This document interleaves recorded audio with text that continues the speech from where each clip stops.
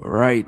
Happy New Year, everyone, and welcome to yet another session of the Fourth Generation Initiative. It's quite a way to begin the year. We are joined by I wouldn't call Marouane a new contributor. You've been with us from day one. When we started the podcast, we were discussing a lot of things. Gaddafi.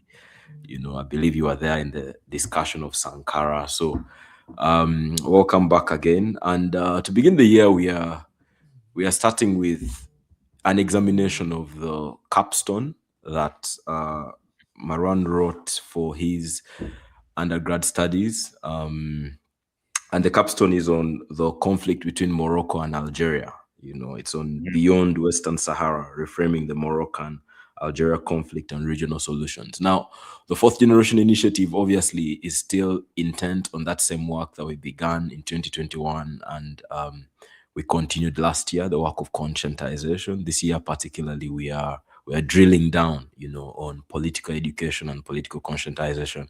And I don't think that there is a better way to begin this year, particularly in light of what happened on January the 3rd that we wrote about in our Substack that you can follow. So you can follow the Fourth Generation Journal. That is our blog on Substack, offering some perspectives on what happened on January the 3rd when the United States abducted, the president of Venezuela, Nicolas Maduro. So, and I think this discussion for me particularly, I'm excited for it because it hints at one of the very key theories or theoretical frameworks that we can use to understand how, empires like that are able to pull off things, like that. When you've been following the media depictions, media justifications of what happened, that concept of hegemony, which will come up later on in this discussion, features very heavily. Right? Why do people take certain things for granted? Why are certain ideas that are pushed onto us by the political class, the ruling class in society, why are they easily accepted by people? And so I'm really, really looking forward to the discussion of this capstone. So Maran, welcome back. How are you doing? Thank you, Olemo, for the introduction, and Yeah. it's an honor for me to come back here to this platform again and Mm, contribute with a rich conversation, a conversation that challenges, like the service level reading of mm, political situations across the world. And I think, yeah, I'm mm, grateful again of for being here with you. And yeah. go ahead. Yeah. I mean, when we began in 2021, I think that goal is good that you bring that up, right? Going beyond the surface level, because that was the goal of the initiative. That can we go beyond just pedestrian thinking? That is what we said then. That we're disabusing ourselves of pedestrianism.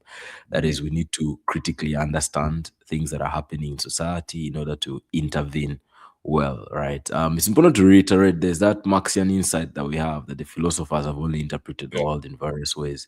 The point is to change it. But before you Mhm. can even think about change and transformation, you still need to be able to understand the issues that you're confronting. And that understanding cannot be surface level, right? That understanding has to Exactly. be in depth. So Yeah. I'm glad we are back at this again, and we'll begin this as part of a series of conversations on your capstone. We'll Mhm. discuss the different aspects of it and try to, draw both theoretical tools, but also to inform ourselves. I'm particularly excited to learn more about, the Western Sahara and about, the conflict between Morocco and Algeria, Yeah. because I think, particularly in sub-Saharan Africa, there's a lot of ignorance about North Africa, right? And then in North Africa, I assume it's Vice also the versa same as thing, well. right? Yeah. Yeah. So it's always very important then when you have conversations like this to bring those perspectives, to bring Yeah. an understanding and shed some light on those issues. So to start off, we'll just give you, comrade, a couple of minutes to give us an overall background, to take us into Mhm. what the capstone was about, and what your findings were, what Yeah. what made you choose this project, and how you went about it. So the stage is yours. Thank you again. Well, just to give a little bit more context on, the capstone, it was for my political science major at Macalester College. Um, and it's an institution that has a robust political science department, and it's open on the world and internationalism. So Thanks to resources and the people that were there, that enabled me to research this topic. But it all started with this question that I've always had, since I've started college, and before that, been reading a lot of documents on security studies, conflict resolution, and looking at the state of the Muslim world specifically, and like every country that you go, if you look at the list, or you go to like a UN report or something, and you see like all countries that either have a civil war or a famine or some type of disaster, whether it's natural or not, a lot of countries on that list will be Muslim countries. But then I look at my country, and I'm from Morocco, and there is always this talk of the Moroccan exception. Uh, there was a civil war in Algeria. We didn't have a civil war. There are coups all around North Africa, West Africa. We didn't have something like that in Morocco. Look at Libya. Look at Egypt. They had also they had the coup against their king back, with the Gamal Abdel Nasser. And just like this idea of the Moroccan state, is a more stable state than its regional neighbors. That's the main reason why I went about to start researching this topic. But then again, there is it's a big question, and there is a lot to talk about. And some when we're talking about Morocco, North Africa, and Morocco, Algeria, one of the main topics that comes to people's heads are the Western Sahara issue. And it's an issue that has been politicized in a lot of different platforms and from a lot of different sources for a lot of different goals. um, but I didn't come across in like previous readings and everything before doing this research. I didn't come across like like a source or like a reading that actually talks about Western Sahara from an objective level. Just being Moroccan, there is always that bias. There's always like if I'm reading something, it's from a Moroccan who thinks inherently that Western Sahara is part of Morocco. So, I mean, just the fact of that I'm saying Western Sahara, a lot of Moroccans will be like, "What do you mean, Western? There is no such thing as Western Sahara." I understand, Yeah. I understand your point, but Yeah. in order to again like have an objective understanding of the situation beyond the surface level, we just have to remove ourselves from like, if Yeah. what's wrong if I say Western Sahara? They're like, I'm also like in an international setting. I'm not like at home or like discussing for like a Moroccan newspaper, state media or something. So Yeah. there is like all of those personal questions and like things that I personally have been thinking about that pushed me to research this question. And then another thing is the type of topics or like academic pursuits that I had at college. I really like taking courses that address Marxist theories, post-colonial theories, the colonial theories as well. Um, I took this class, the capitalism and world disorder, and that's what kind of opened my mind to how Marxism is like the best critique that we have of the capitalist systems. So far. Not just Marxist stuff, but like Marxist thinkers that came after him and build on what he started. And one of those Marxist thinkers is Gramsci, the one that I've really came to enjoy, his readings and his analysis, and specifically his concept of hegemony. And that's where I linked those two. I wanted to talk about this Western Sahara issue. Why, since I was born, Moroccans hate Algerians, Algerians hate Moroccans. There is this issue in North Africa. You look elsewhere in the continent, there are like similar patterns. I linked all of that to the idea of hegemony and power, and how is that? How can Gramsci basically help us understand what's going on? So that's like how like a personal background on like the issue and how it came to be. Um, but yeah, and then there is like other more practical reasons for why to study this topic.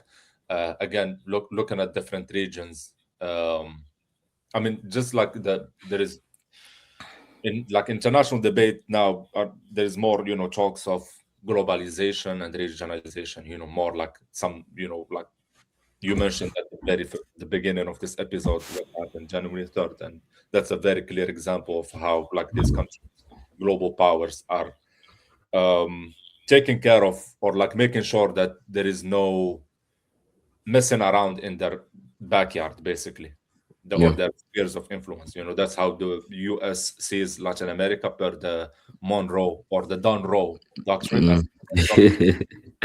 Yeah. Uh, so that's a good example. You got, like, again, Russia and Ukraine. You got, Iran, in the last couple of years, being more assertive with their foreign policy in the region. So you got all these countries that are asserting themselves in the region. So there is this talk of regionalization, and we're going back. We're moving from the globalization discourse to more like regions. And if you come to Africa, there are different economic blocks. You got some regions like, for example, Southern Africa, where there is a clear hegemon, that is South Africa. Mm. You go to other regions like West Africa, for example, and it's a complete different scenario. You got ECOWAS and you got Alliance of Sahel states. Yeah. And you go to North Africa, and it's like the most destabilized, the most passive, inactive economic bloc in, in Mm. in the African continent. There is no freedom of movement. There is no like economic opportunities created by this economic bloc. And I can share some numbers with you quickly. Let me share my screen. Um, here we go. Do you see it, Olemo? Yes, I said Yes, it yes. should be visible now. Yeah. If I zoom in a little bit, so you can just see. I Mm. put together this data from different databases, and you can see, for example, comparison between how each North African countries contributes to regionalization efforts compared to the African average. You can see, for example, Algeria with freedom of movement of people. It's Mm. way below the African average. But you got, countries like Mauritania doing very good in that sector. Again, Yeah. going to productive integration, you got Mauritania very low, um, Libya low as well. So you got this issue of like a dysfunction in economic bloc, and Mm. there is also the potential that they can unlock if it's actually a functioning well as a regional bloc.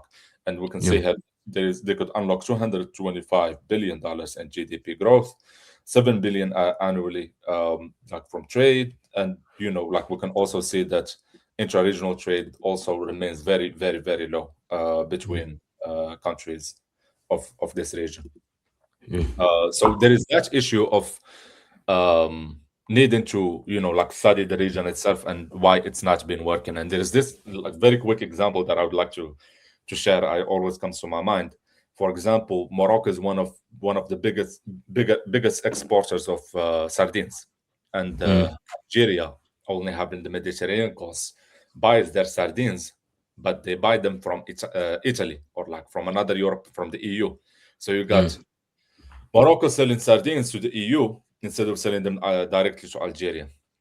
And the other example is natural gas, where Algeria sells its natural gas to Spain and the EU, and Morocco buys it with even a more expensive price. So that's Mm. another example of how, you know, very hurtful to the economy and the people of, North African countries, that this political situation stays the same. It's been Um. stagnant for Yeah. decades now. Comrade, just to add something Yeah. to that, I remember when we were in school together, when people had to fly back home. I Uh-huh. recall folks had to first fly to Europe, if you remember.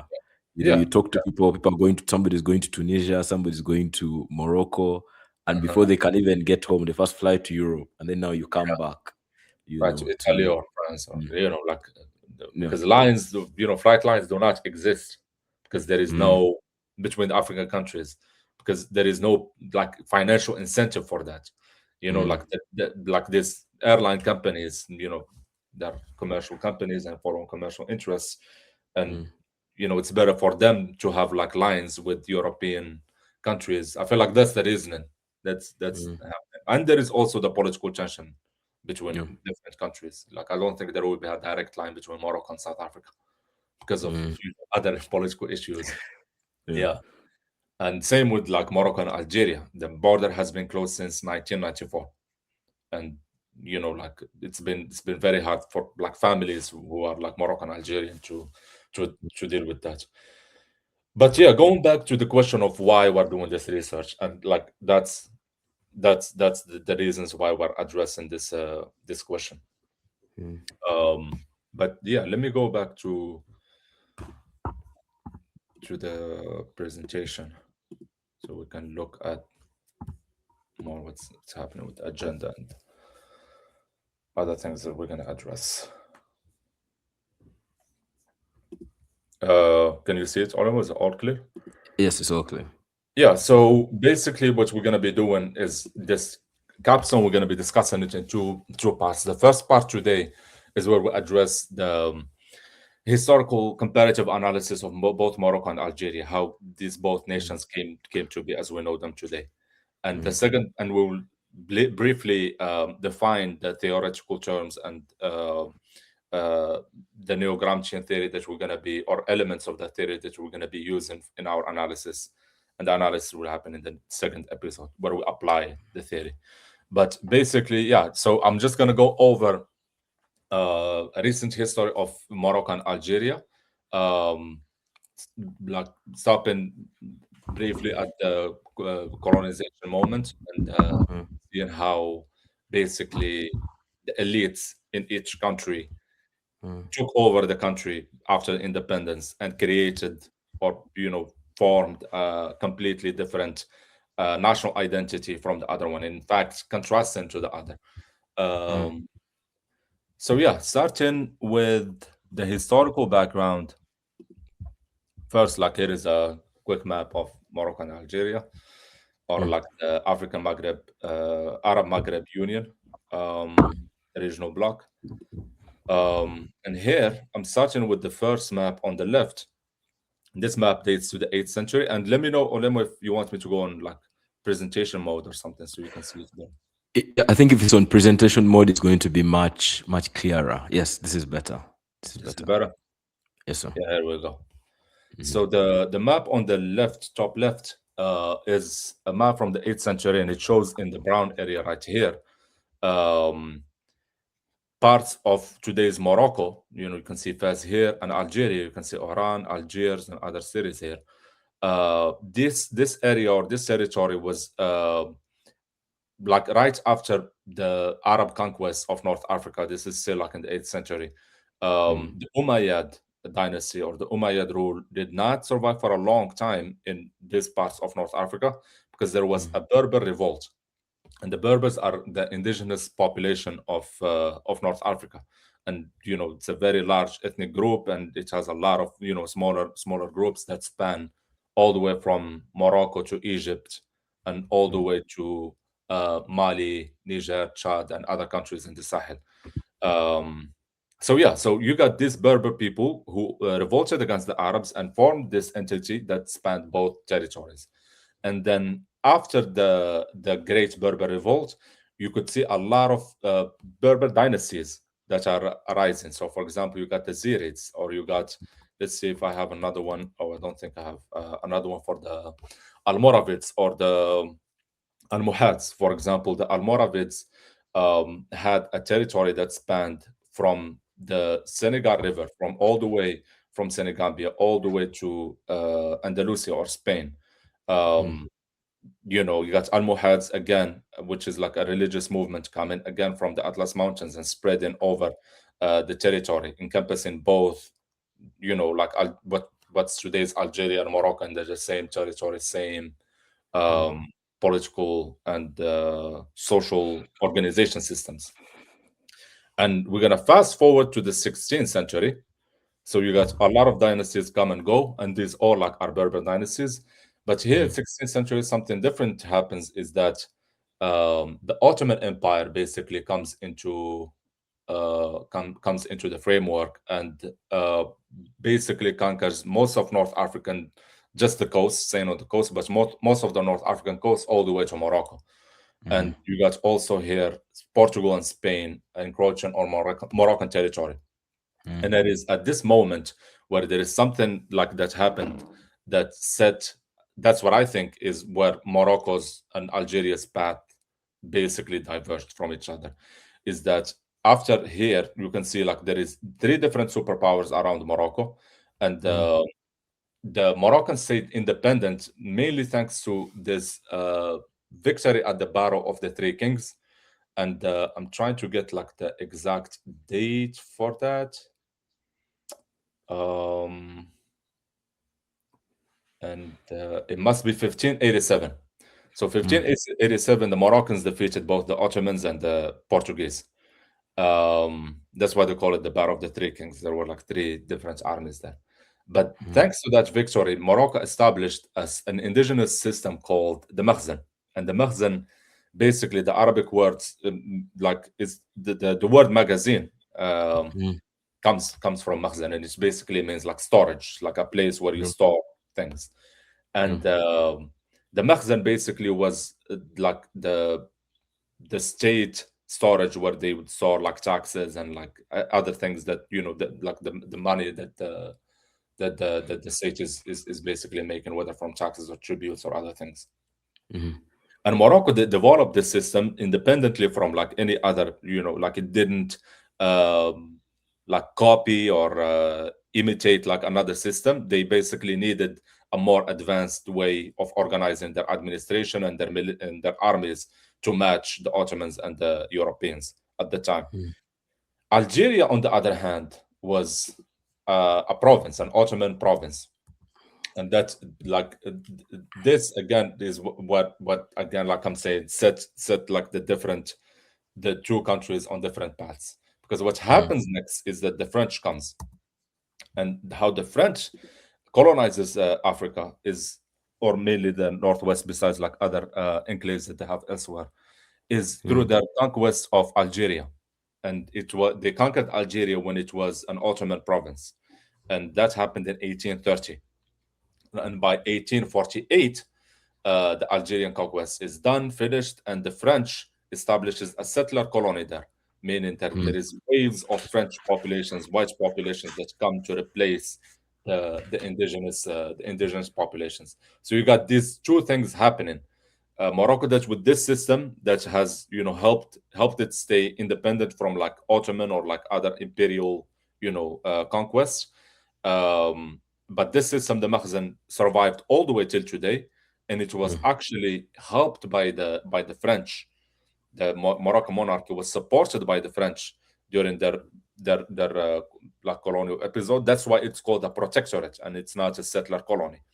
mm, The French there, we did not like, they of course defeated the Moroccan army in like the Battle of Isli, but mm, it wasn't like the Algerians, where they would move populations. They would make sure that they eradicate all resistance. They gave enough power to the monarchy to do the job for them, basically, which is like mm, this is a pattern that's happened all over Africa, co-opting the ruling elites.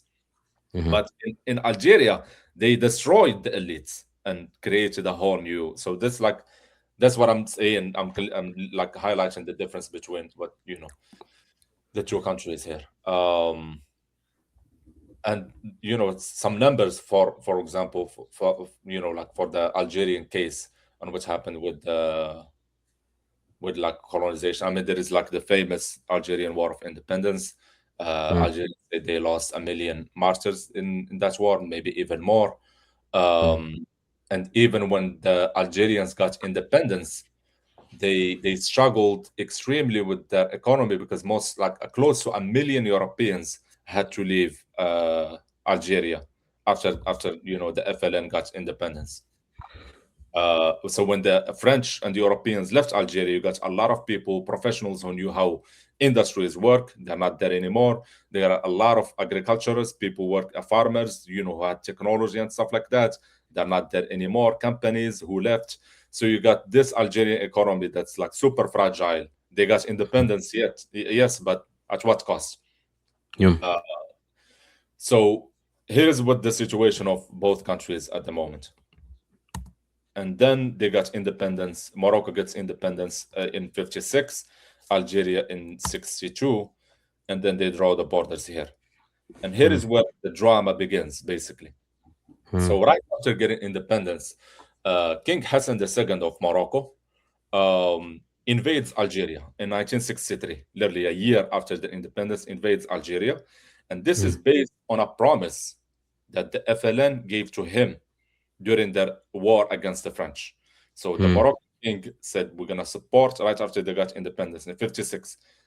They said that they're gonna support the Algerians fighting against the French if the Algerians will redraw the borders that the French drew. Mm-hmm. Algerians, the FLN, said, like they agreed at the time. Once they got independence, they were like that was just like a political necessity, like we didn't Mm-hmm. have like really a choice. We had to make a strategic decision, blah blah blah, and now we, like the rest of the African continent and the Organization of African Unity, we want to respect the principle that the borders given by the colonizers will stay the same. And I Mm-hmm. think Algeria had maybe they were part of that debate because yeah, I think it's the Organization of African Unity. Yeah. They debated the question of whether we're gonna keep the borders or not, and it was in the charter. I think that the only scenario where they would change the borders is if those two parties to the conflicts agree to change in it. Mm-hmm. Uh, that in the case for Morocco, Algeria did not happen. So once the Moroccan king heard that the Algerians are not going to negotiate the borders, immediately invaded. So Mm-hmm. that's what started like the original rivalry between the two. And it wasn't like there was this book written by the wife of this general, like one of the best generals for the Moroccan king Hassan II, who wrote that generals called the king Hassan II, told him, "We just need we await your order to march Mm-hmm. on Algiers. We can bring you Algiers tomorrow." That's what they said. Not like literally, but like you get me. They Yeah. were saying Yeah. like, Yeah. and it was thanks to Egypt that Algeria could, deter the Moroccan military invasion, and it was thanks to Ethiopia and the Organization of African Unity that they mediated the peace between the two countries. So this is Mm. still like right the moment they get independence, first year, this is Yeah. what happens. Long before, like this time, Western Sahara is still Spanish colony, full Mm-hmm. Spanish colony. So this is what's happening between the two countries. And you can stop me anytime and ask questions, by the way. Yeah, so, comrade, before we continue, yes, there's the question of the inviolability of colonial borders, right? That I think that conference must have happened in North Africa as well. I'm trying to recall my history where that was set in stone, ironically, I believe it's the Monrovians, in that debate on whether we should Yeah. embrace African unity now or later, Yeah. emerged victorious over the Casablancan bloc. I think it was somewhere. It must have even been in Morocco or somewhere like that, Mm. where African leaders agreed that colonial borders should be maintained for the sake of the peace and security.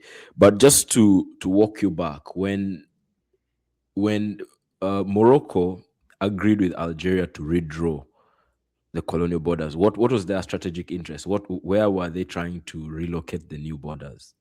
So Like, because the Western Sahara is not yet in play.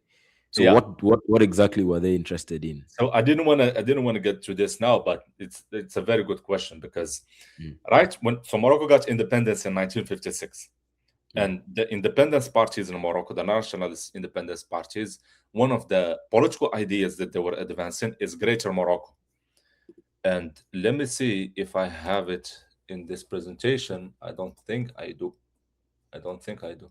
But basically, Greater Morocco is the idea that the Moroccan Empire, which stretched all the way from Senegal, to northern Mali, to mhm, parts of Algeria, yeah, was reduced to a very small kingdom because of the Europeans, because of the Berlin Conference, because of how the French and the Spanish really drew territories and took over. mhm, So in their like movement for independence and mobilizing the people, one of the main objectives was this idea of reclaiming the greater Morocco, reclaiming back all the territories that we lost. So, and mhm, like when I'm talking about the first political mobilization of a nation state, like as a yeah, modern Moroccan nation. So the yeah, people in their minds is that, oh, this is all territories that the mm, Europeans, divided and took all of that stuff from us, and we need to reclaim them. yeah, So for the Moroccans, because a lot of people mention, they talk about Western Sahara as like the last colony. And when you tell Moroccans that you are colonized in Western Sahara, they can't understand it because they were like, yeah, we lost that territory because of territory. colonization. Mhm, We're not colonizing, we're just reclaiming. So Yeah. that's what happened with the Moroccan king. He was like, instead of like reclaiming militarily, let's negotiate with the Algerians because they're gonna eventually defeat the French. Let's Mm. negotiate with them early on. We're gonna offer you military support if you wanna redraw what the French did here. Yeah. Because like I go yeah. ahead. Yeah. So the territories that they wanted from that they wanted to reclaim or that they're negotiating for was part of what we now have as present day Algeria. Because Yes, before the Western Sahara question. Okay. yes. Let me show you something actually insane here. Like I think this map is good. You see the border here, yeah? Yes. So the ruling Moroccan dynasty, the Alawid, which is one of these Berber dynasties that came after the Great Berber Revolt. Mm. The ruling one, they have been ruling for about, I think, 400 years or maybe 500 years. Mm-hmm. They originally come from eastern Algeria. It's like this territory here. I don't know if you can see. Yeah. It's like, the border is here. They originally come, and they're ruling Morocco now. They originally come from eastern Algeria. And Mm. the empire they established spanned from here all over here, like this parts, like all of Mauritania basically did Yeah. not exist. So, and that's what the idea of the Greater Morocco like refers to, is that these Mm. like countries like Algeria, Mauritania, they didn't exist before. It was Morocco, Mm. and Yeah. yeah. So Yeah, comrade, to take you back, right? On when you showed us the map, if you go back to the map of the 8th century, yeah, when you have the Berber dynasty. Yes, I hmm think this was during the Arab invasion of conquest, North yeah, Africa, yeah, right? the one in the left, yeah, So yes, I think that we skipped a bit between then and the 16th century, where now you have a yeah. more real Moroccan kingdom. So how did the Moroccan identity and the kingdom begin to reify from this S- 8th century up to the point in the 16th century, whereby yeah, you now have Algeria under the Ottomans, right? uh-huh, And then now you have Morocco, which almost is assuming like nations.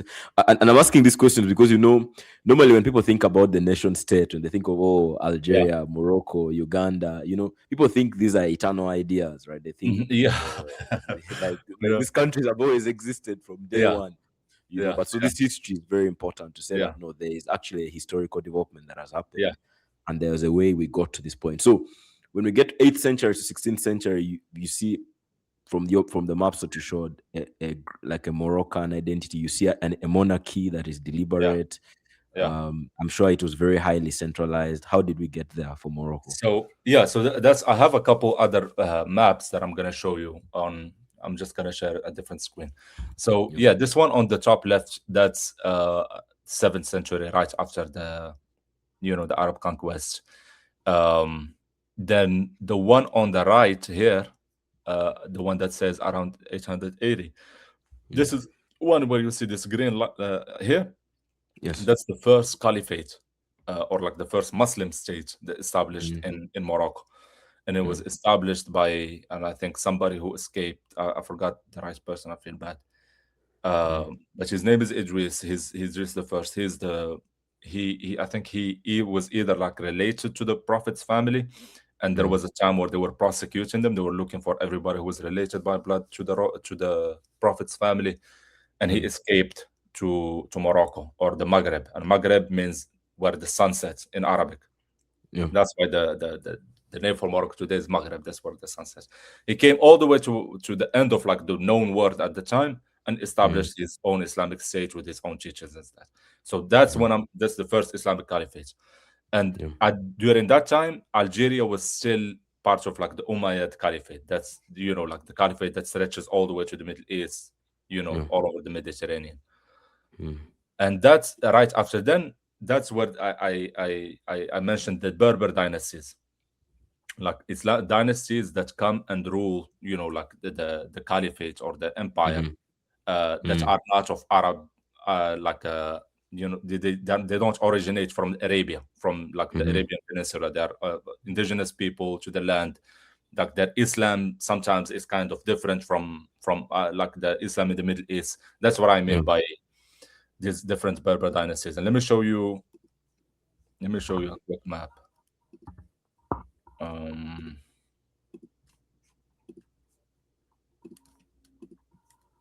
you see this? Yes. I'm just gonna zoom in a little bit so you can see the map.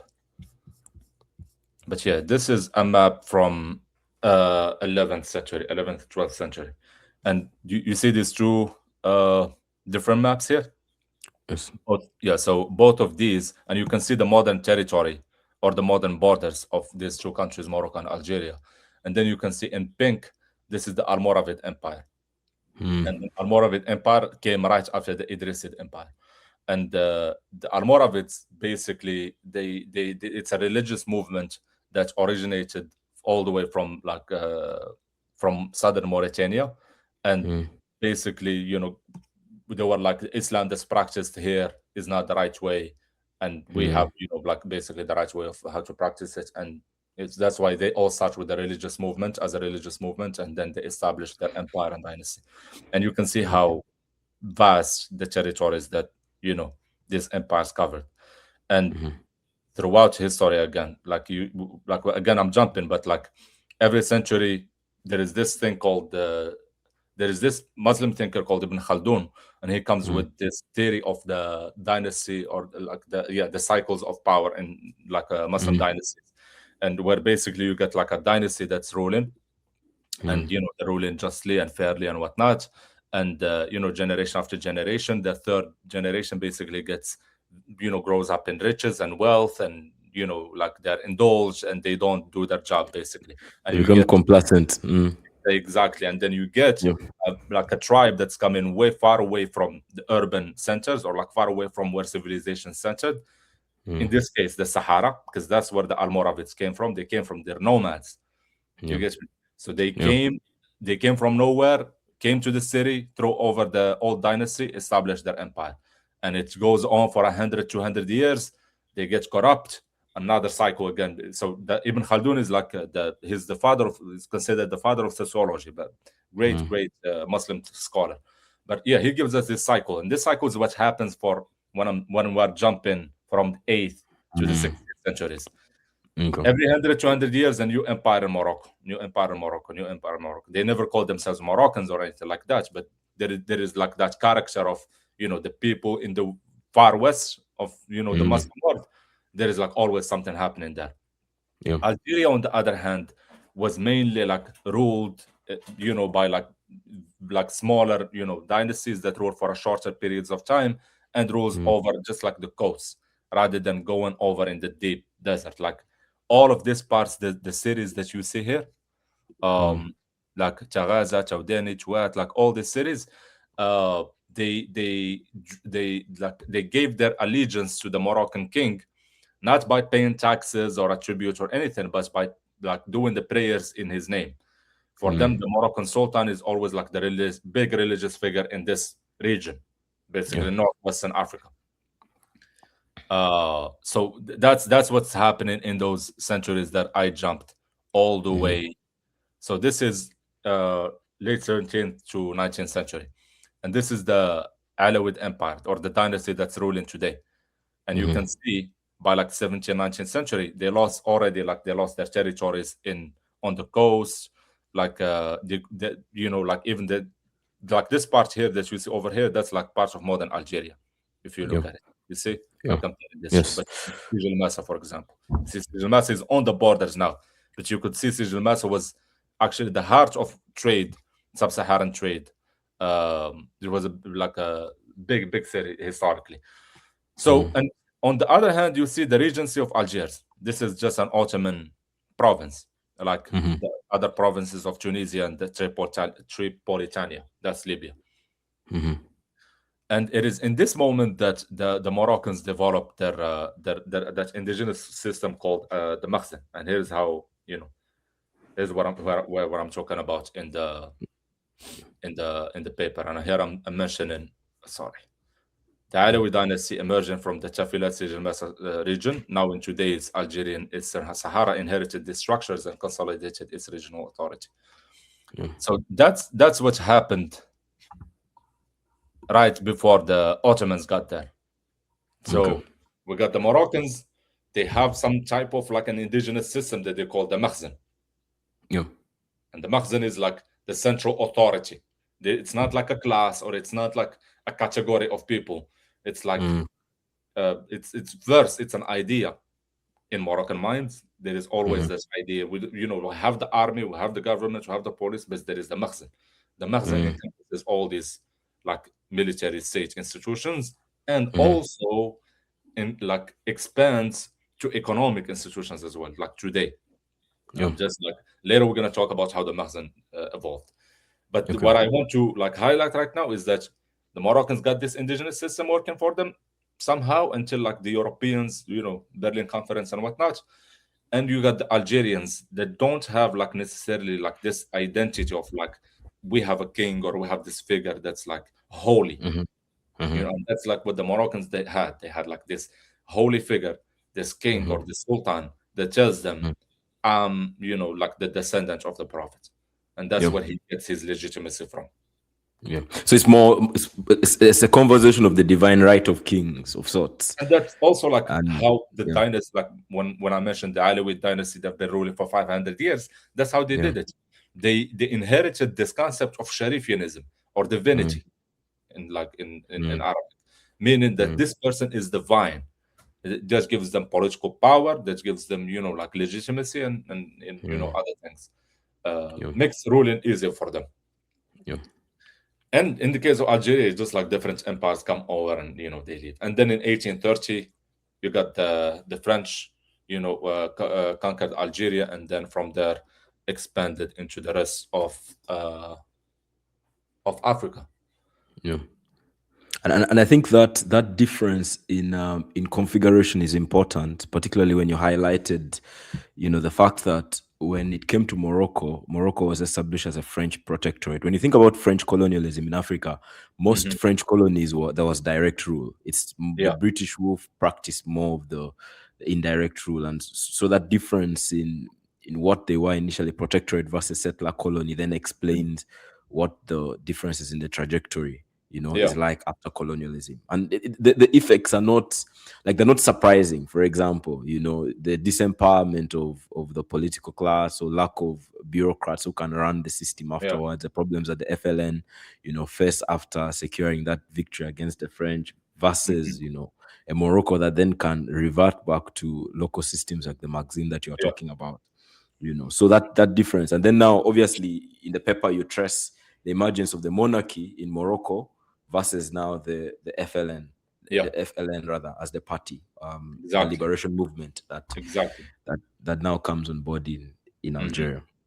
Yeah, Yeah. and it is in this moment that once they get both, it gets independence. That's where again this idea of who we are as Moroccan people, who we are as Algerians, get engraved in people's minds. Mm, Um, but before we get there, Western Sahara happens, and let me. I think I shared my screen just to show you that map of Greater Morocco. mm. Yep. So this is a document that was shared. Do you see it clearly? Yes, it's clear. It was shared by the Istiqlal Party, the main independence party in Morocco, that Mm, wanted to reclaim all of this region as part of, like, that's like, it's Morocco's right, basically. mhm, And you can mm. see that, look how, it's encompassing all of Eastern Algeria, all of Mauritania, basically, all the way to the Senegal River. And Not, this is a historical claim based yes, on what we've just gone through up to this point. exactly. Yes, sir. This, yeah, it says, like, this is document that showed up in the 50s or 60s. Mm. And the Moroccans were saying that our goal is to reclaim all these territories. um so you got this happening, and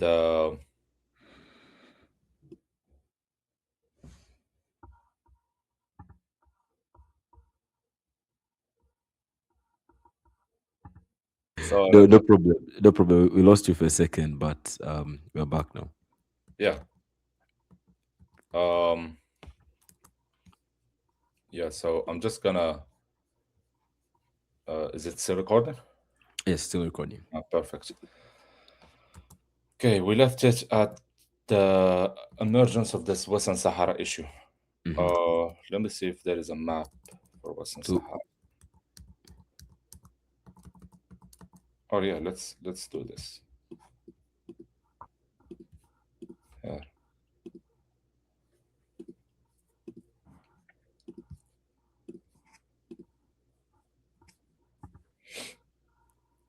Okay, you see it? Yes, sir. It's clear. Yeah. So this is another map for the Greater Morocco idea that that was advanced by the independence parties of Morocco. And here, right here, um, the Sahara Espanol was, like a Spanish colony, separate from French Morocco. That was mainly this region, and some parts of the north were Spanish.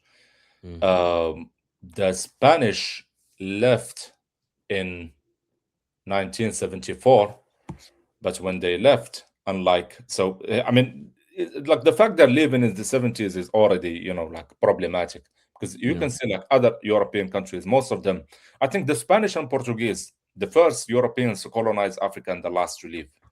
Yeah. The French and the British came quickly, like like the Moroccan case, it's not even like 40 years, something like that.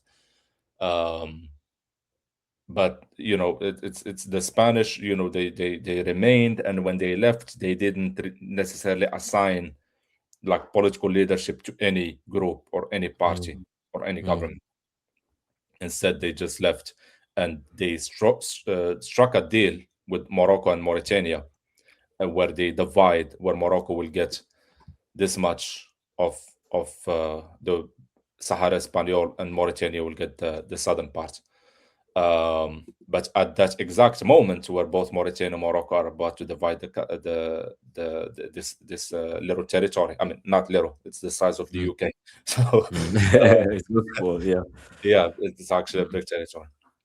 yeah. Um, when they were about to take over, that's when the Polisario, and which is a military front that originally started to fight the Spanish as a resistance group, they changed their objective from fighting the Spanish to fighting the Moroccans and Mauritanians, because they want to establish their state, their independent Sahrawi state, Hmm. and they're supported by who? By Gaddafi, Libya, and Algeria. Mm, Um, and like Algeria, when they got independence from the French, they were like big on non-aligned movement. They were big on like decolonization. They saw themselves as like the guardian of like global decolonization, making sure that there is no more European imperialism around. yeah. So they made it their like life mission, or the raison d'être of the state. Mm, Um, the Polisario now is fighting both Morocco and Mauritania.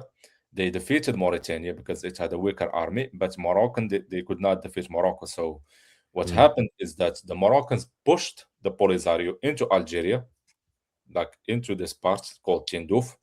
yeah. They pushed them, and they built a military wall that's about 1,700 miles all over this Mm, area right here, mm, to basically stop. Let me show you. You see, like this line over here? yes. That's the military wall. And it's a That's wall basically full of landmines, making sure that there will never be a land invasion from here, basically. mm. Is this both to keep out Mauritania and the Polisario as well? No, so Mauritania was defeated. Once Mauritania was defeated, they signed peace with the Polisario, and they were like, "You can have the land. Mm, We don't want to." And that also, that fight with the Polisario and defeat led to a coup d'état in Mauritania. mm, So it really messed up the political situation in Mauritania. So they just pulled out of the war, and it mm, just left it with Morocco. And Morocco, backed by the US during the Cold War and whatnot. There is this famous saying that the king told to King Hassan II told to the US president at the time, is he told him, "We don't want another Cuba." Like mm, right, mm. like he said, our Western Sahara is your Cube. Is your Cuba? Yeah, Yeah. what Western Sahara is for us is your Cube. And so Mm, that's what also gave Morocco a lot of leverage, because they got support from like the free world to eradicate any potential for like a rise of a communist socialist state yeah. in North Africa. Uh, so this is 75. The military wall is built. The Polisario are basically kicked out of Morocco into Algeria, where they have refugee camps there. And in Mm, 75, that's where you get Algeria, since the Morocco took the stance on the issue. Algeria basically deported about like 50,000 Moroccans that were living in Algeria back to mm, Morocco, with separating families and whatnot. And that's what started like a long series of like this type of hostile action against each other, closing the borders, deporting citizens, no Yeah. more like investment happening there, stuff like that. And basically that continued over until like today, the borders are still closed. Yeah. Uh, so that happened. The military wall is built. The situation is like militarily fine. It's not going to escalate into a war. But that's Mm. when Algeria and Polisario start like mobilizing on the diplomatic front, and Yeah. they start lobbying for Western Sahara to have a seat at the Organization of African Unity. And when they were recognized as a member, that's when Morocco left.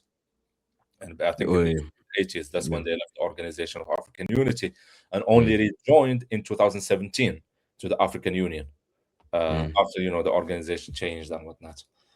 Yeah. Um, and meanwhile, Morocco was also like working on the diplomatic front to work with other countries, like giving them like giving them like advantages in like economic deals in return for their recognition of Western Sahara, Mm. allowing them to buy like cheap phosphates in return for the recognizing of Western Sahara, or go. This is very textbook behavior from empires and aspiring empires. Like you see, this is the same conduct of countries like Israel at the moment. You Uh-huh. see those inducements to different countries, but also when you read a lot of particularly the leaders of the national liberation movements, right? People Yeah. who theorized a bit, you realize that most of those countries were totally in support of self-determination for Western Sahara at that time. You read people like Cabral, I believe in Mhm. Nkrumah as well. Yeah. A lot of these people are outright, and I believe the OAU generally, many people are Yeah. in outright support of, self-determination for Western Sahara and the leadership of Polisario. Exactly. Yeah. Exactly. And meanwhile, like like that's the perspective, of Algerians. That this is like a war for like independence and self Yeah. determination, and Mm, we're having this like, what's the word for it? Like proxy imperialist power. mm, mm, yeah, Trying to do the the yeah, same stuff that the colonizers basically did uh, in the region. yeah. Um, so just to conclude on, go ahead. Do you have a question? No, no, no. So, comrade, just in terms of direction for this first discussion, maybe what we'll do is then uh, address the question of Western Sahara specifically. Yeah, Why the interest in Western Sahara? We know of the Greater Morocco project, but by this point, from the map that we've seen, Morocco yeah, knows that's a pipe dream. They're never going to bring Mauritania back into the picture. We also need to talk about the resolution of the conflict with Algeria. How did they abandon the idea of annexation of that Algerian current present day Algerian territory that was part of the previous Moroccan Empire? And then just going back to Western Sahara, because if it's a useless territory, there's nothing happening there. You can easily give it up, right? So, what is the strategic interest in Western Sahara that then continues to drive this continued interest from Morocco? And then afterwards, maybe you give us the overview, the overall yeah. argument that No, Capstone definitely. advances, and then we'll pick Yeah, up from there yeah. No, in definitely. the I next think that's discussion. yeah. Yeah. That sounds good. Uh, I mean, that's exactly what I was going with, like when with like explaining this Western Sahara issue. Mm. Um, let me I think let me get my notes together a little bit. So basically, I mean, we're not changing anything to how we're like discussing things. Like Mhm. when you're Okay. saying this, but we're not cutting anything yet because No, I'm no, no. We're not. basically done. I'm looking at the Yeah. So we're just looking at what's the interest in Western Sahara, and you addressed this in the capstone for sure. Like, what is so special about Western Sahara that yeah, Morocco is going to these lengths to have it, annexed as part of its yeah, national territory. yeah. I Yeah. mean, to answer the question of like, uh, what are the interests that the Mm, Moroccans have in Western Sahara? I mean, there is, like I said, that like original, national identity moment, or like we need to reclaim this territory and whatnot. mm, Um, in terms of like resources, the country has phosphate reserves, which are Yeah. very high because, again, the region, Morocco has the highest reserves globally. Mm. But most of the phosphate that Morocco has is in Morocco, not in Western Sahara. And that's like a mistake that a lot of people think. They think that, the phosphate that Morocco has is mainly in Western Sahara, which is not. That Mm. goes without saying, like Morocco has 75% of the global reserves, which means that even that little bit that Western Sahara has, if you compare it to other countries, it's still a huge It's amount. very significant. Yeah. Yeah, it's very so, like, there is that argument of like resources, because that's what people think. Mm. Um, you know, Moroccans are after for annexing the territory. Mm. I mean, I would say it's not an interest.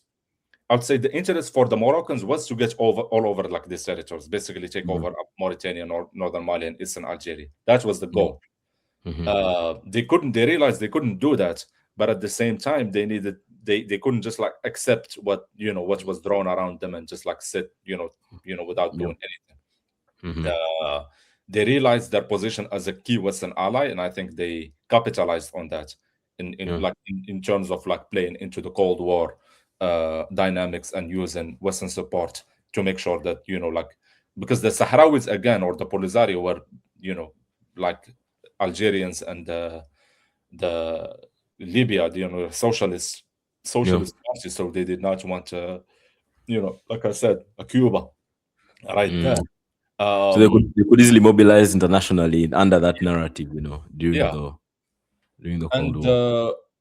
yeah, what I was saying is like it's not more of an interest, it's more of an opportunity that was given to them, because like I said at the beginning, it all started because the Polisario could not defeat them.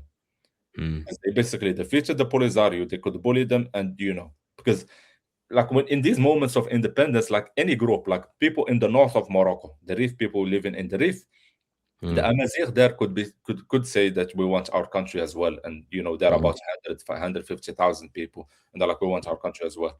Are we given any like group of people, ethnic group of people that, Mm. who say we have the right to self determination? Are we just giving them a country like that? Yeah. That's what the Moroccan position is, and let me show you here. Yeah, so that was the Moroccan position, and also another point is that if Western Sahara is independent, it's nothing more than a puppy state for Algeria. Mm. There Yeah. is also that like interest, another strategic interest in countering Algeria's regional power projection. Yeah. So like that's, and another thing that like the Moroccans are saying about the interest that Algerians have in Western Sahara is that they want to have access to the Atlantic Ocean, because Mm. are only limited to the Mediterranean, and that's going to open a lot of like trade opportunities for them. Yeah. So that's like from the Moroccan perspective. The Algerians, they are saying that they need to balance regional power, because if Morocco takes over Western Sahara, they're going to take over as the regional dominant power, basically. Mm-hmm. So, in order to balance that regional power and make sure that everyone is like, do you guys mean, like more or less equal, they need to make sure that this Western Sahara issue is not resolved. You get Mm. me? That's Yeah. like another thing, that's like another point from the Algerian perspective.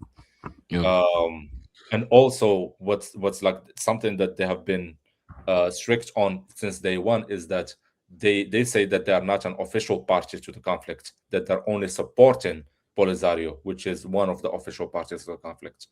And Yeah. this is the reason why this conflict of Western Sahara has been inactive, or like stagnant this whole time since the Mm. 1775, is Mm. that when the UN tries to have negotiations or mediate between these two, Morocco says we want to sit down with Algeria, and Algeria says no, we're not sitting down with you. You got to negotiate with the Polisario. Rosario. Yeah. And Morocco is saying no, Polisario is just like a shadow of Algeria, just like a puppet of Mm-hmm. Algeria. Let's talk to the Mm. main actor here.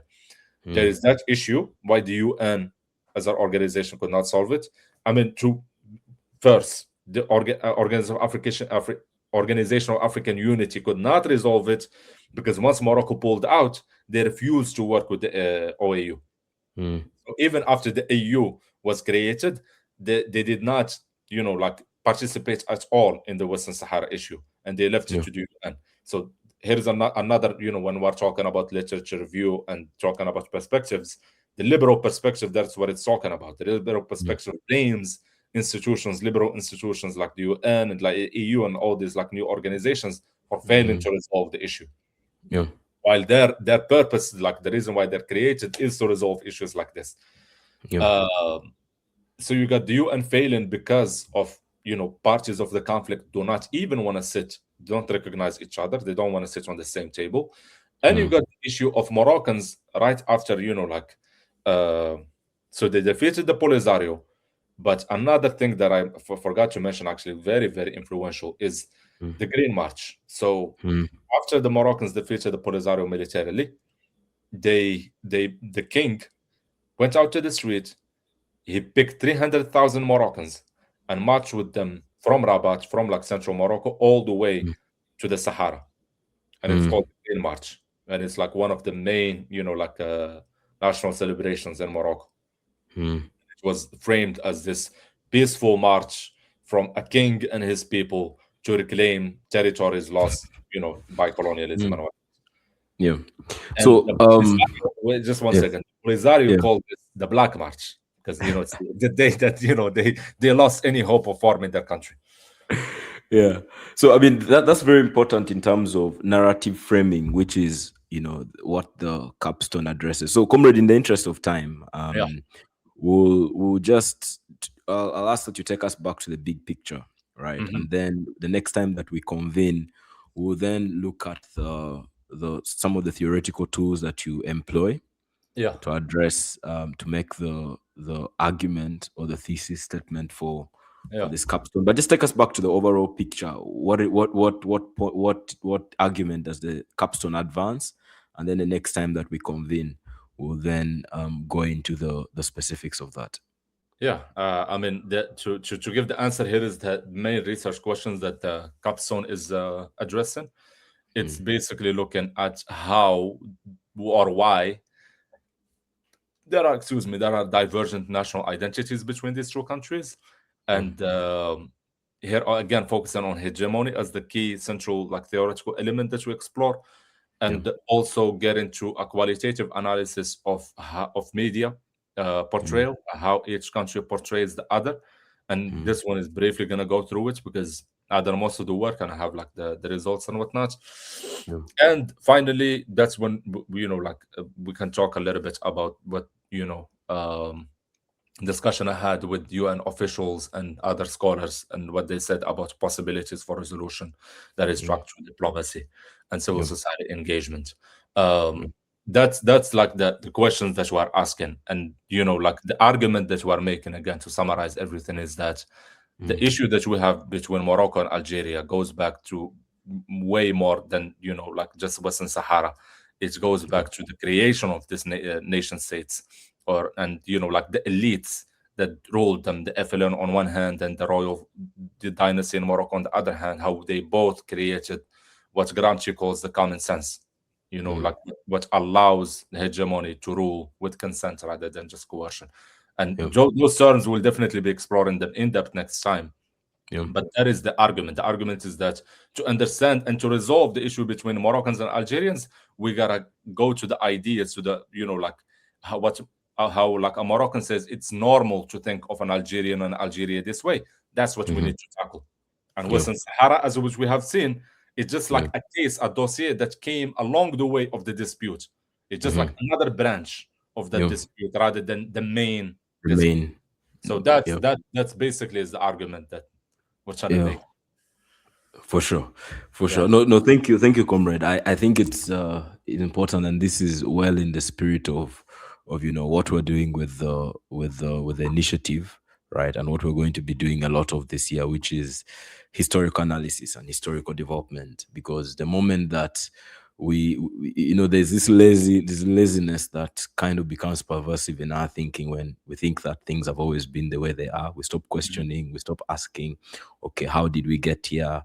Then we also just buy into narratives of things that have gone before, buy into as you said, the common sense, right? We buy into some, which we're going to dive into. We buy into conceptions that have been bequeathed to us from those who have come Yeah. before us without intentionally asking why we are here, to forge a path for ourselves forward to make our contribution to history. But we'll reconvene next time, Yeah, yeah, unless and there are any final thoughts to yeah, continue I mean, with. Yeah, I hope it was clear. I mean, the goal yeah, is to just give this historical roadmap of how Morocco and Algeria came to be, yeah. and I think that was the goal No, of this first episode. I hope it yeah, wasn't a lot of, I mean, it was a lot of information yeah. to digest, but I hope it wasn't that complicated. I hope I simplified it as much No, no, I as think it's very clear. It's very, very, very clear. And for anybody, for those who are following the conversations, will again look forward to the engagements, on this particular discussion and on other, discussions that will be coming up, that throughout the year with the initiative. Until then, let's take care of ourselves and, let's stay educating ourselves as well. All right. We'll see you all next time. thank you. All right.